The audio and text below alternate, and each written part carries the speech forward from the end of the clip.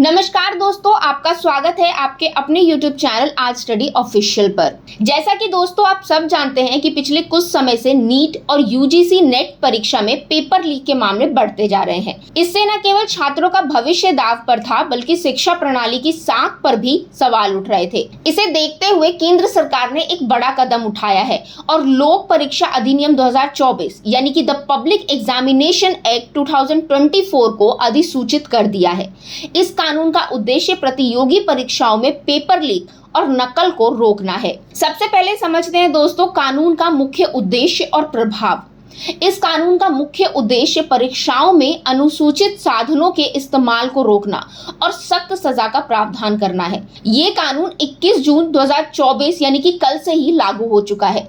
इसके तहत अपराधियों के लिए अधिकतम 10 साल की जेल और 1 करोड़ रुपए के जुर्माने का प्रावधान है। अब बात करते हैं दोस्तों इस कानून के प्रावधान और सजा के बारे में। दोस्तों अब हम उन 15 गतिविधियों के बारे में बात करेंगे जिन्हें इस कानून के तहत दंडनीय माना गया है। परीक्षा से पहले प्रश्न पत्र या आंसर को लीक करना, इसमें शामिल होने पर सख्त सजा का प्रावधान है। बिना किसी अधिकार के प्रश्न पत्र या OMR शीट देखना या अपने पास रखना, परीक्षा के दौरान किसी भी अनधिकृत व्यक्ति द्वारा सवालों के जवाब बताना, किसी भी परीक्षा में उम्मीदवार को प्रत्यक्ष या अप्रत्यक्ष तरीके से मदद करना, आंसर शीट या OMR शीट में गड़बड़ी करना, असेसमेंट में हेरफेर करना, सरकारी मानकों और नियमों का उल्लंघन, किसी भी डॉक्यूमेंट से छेड़छाड़ करना, सुरक्षा मानकों का उल्लंघन करना, कंप्यूटर नेटवर्क या सिस्टम से छेड़छाड़ करना, उम्मीदवार के सिटिंग अरेंजमेंट, परीक्षा तिथि या शिफ्ट के आवंटन में गड़बड़ी करना,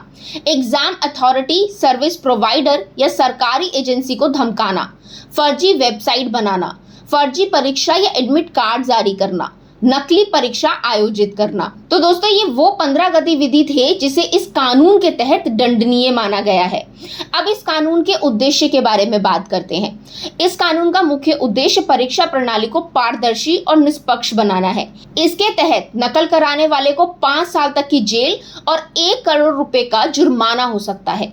इसके अलावा जो भी व्यक्ति या संस्था इस कानून का उल्लंघन करते पाए गए, उन्हें कड़ी सजा दी जाएगी। अधिनियम में कहा गया है दोस्तों कि कोई भी व्यक्ति जो अनुचित साधनों का सहारा लेता है उसे कम से कम 3 साल की कैद की सजा दी जाएगी, जो 5 साल तक बढ़ सकती है, और 10 लाख रुपए तक का जुर्माना भी लगाया जा सकता है।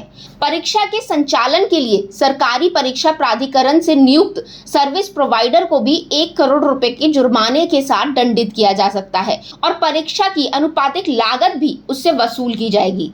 ऐसे सर्विस प्रोवाइडर को 4 साल की अवधि के लिए किसी भी सरकारी परीक्षा के संचालन के लिए किसी भी जिम्मेदारी सौंपने जाने पे भी रोक लगाई जाएगी। अब आइए दोस्तों जानते हैं उत्तर प्रदेश की योगी सरकार ने पेपर लीक रोकने के लिए क्या कदम उठाए हैं। यूपी सरकार ने दोस्तों पेपर लीक पर लगाम लगाने के लिए एक फुल प्रूफ प्लान तैयार किया है। क्या है वो प्लान? तो दोस्तों परीक्षा की जिम्मेदारी 4 एजेंसियों के पास होगी।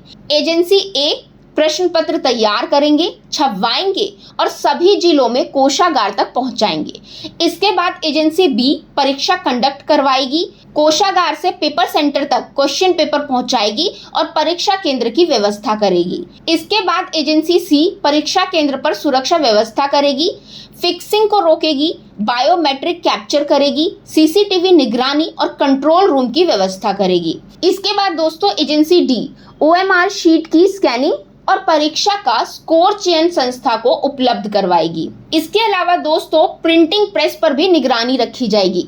प्रिंटिंग प्रेस की चयन प्रक्रिया में गोपनीयता बरती जाएगी और इसे 24/7 सर्विलांस पर रखा जाएगा। प्रिंटिंग प्रेस में आने वाले हर व्यक्ति की जांच होगी और ID कार्ड अनिवार्य होगा। स्मार्टफोन और कैमरा ले जाने की अनुमति नहीं होगी।